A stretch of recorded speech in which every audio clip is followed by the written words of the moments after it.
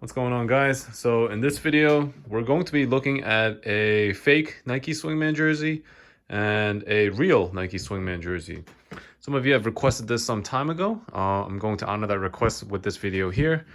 If you are a jersey collector, you could tell right off the bat which one is fake and which one is real. If you are not sure, that's okay. We're going to learn by the end of this video how to identify what's a fake and what's not. So we'll get started right away.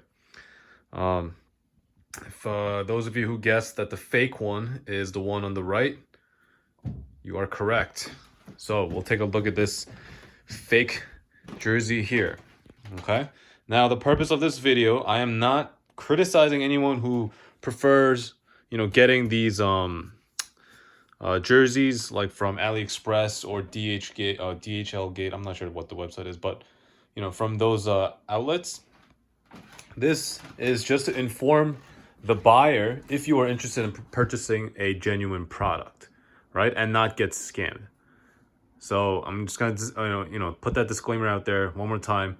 If you're all about getting threads for much cheaper price, then that's your taste. That's fine.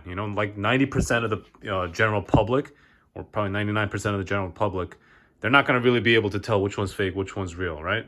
Only like the collectors, hardcore fans might know, but even if that, who cares? If you're happy with what you're wearing, that's all that matters. This video is going to just be to inform you as a buyer if you're looking for the real deal. So let's look at the fake jersey here.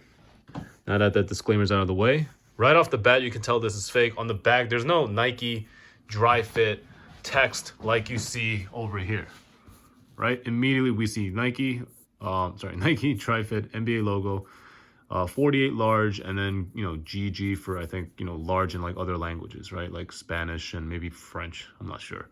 Made in Honduras, right? And you take a look here, nothing. We have the stitch pattern of the NBA logo that's on the back here, right? And if I look here, the NBA logo is like a rubberized patch that's kind of heat pressed onto the jersey. Second aspect you want to take a look at, on the fake jerseys, the Nike swoosh logo is a stitched on pattern, right? That's directly onto the jersey. In the real ones, it's kind of like this rubbery material, right? It's definitely different from the letters and numbers, the applique, but this is kind of like heat pressed onto the jersey, all right? This fake one just happens to have a patch, but this patch is also stitched on. I used to have some jerseys, the authentic Swingman jerseys with sponsor patches, but those are also heat pressed onto the jersey.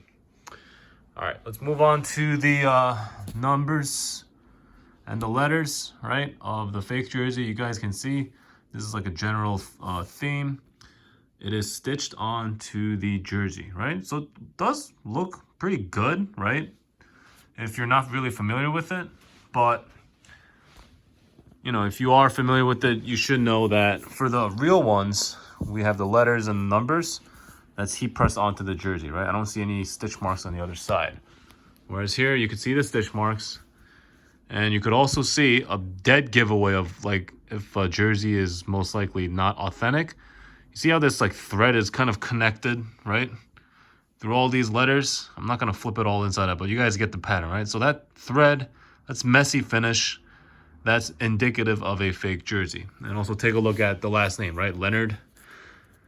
Look at this. I don't even know what the hell this material is here, but I mean, this is just sloppy work. I'll flip this over to the back in a bit, but you guys can see in the real ones, the letters, I can feel it here with my fingers, right? They are heat pressed onto the jersey. Now, I know heat pressed jerseys get a lot of hate. I understand why, because these letters and numbers might peel off. Me personally, I have not had to deal with that kind of experience. Hopefully, never, because I tend to take pretty good care of my stuff. And one thing that I definitely don't do, I never play basketball in my authentic heat pressed jerseys, just because I don't want to throw them in the wash. Because if you do throw them in the wash, they're most likely going to get ruined. I think I remember reading somewhere, I think it was on the Nets official website for when I was trying to, buy one of their jerseys. They said that these washing instructions are actually applicable to the jersey before the letters and the numbers get heat pressed, which kind of don't make sense, right? If you think about it, why would you put a washing instructions tag for a product that has different material on it? But I recall seeing that on the Nets website, and I just took that meaning as, if I'm going to wash the jersey, just do a nice hand wash. Never, ever throw your jerseys in the dryer. Okay, so we're going to keep going with continuing the fake and the real jerseys.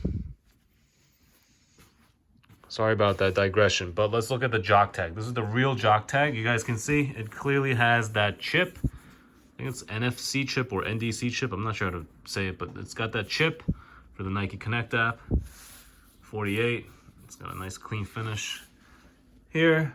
They do a pretty good job. It does look pretty legit, but if you're a stickler for details, you can see the slight difference in the font for the numbers, right? The 48 here. Also, there's no chip. And there's also this additional length plus 4. The Nike Swingman jerseys do not say length plus 4 on the side here, right?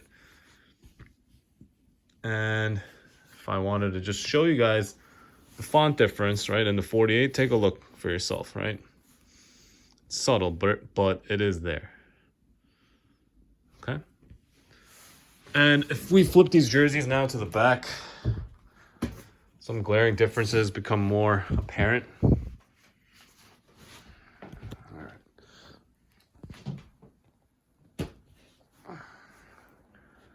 Right, the cut of this is very different.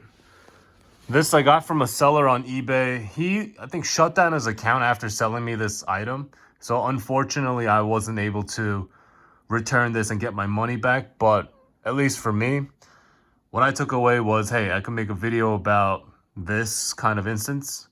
And, so other buyers who are looking to get an authentic item don't get scammed like I did. If you're looking to get one of these at like a, that fits in your budget, by all means, that's all good. I just don't want anyone else to get scammed like I did. So take a look here, right? Like I said before, the letters and the numbers, right? The applique, they are heat pressed onto the jersey. NBA logo is heat pressed onto the jersey. And the fake ones here, stitched.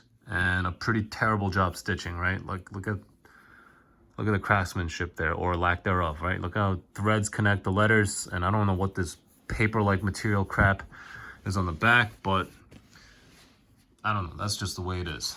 And another difference, subtle, but look at the side trim, right?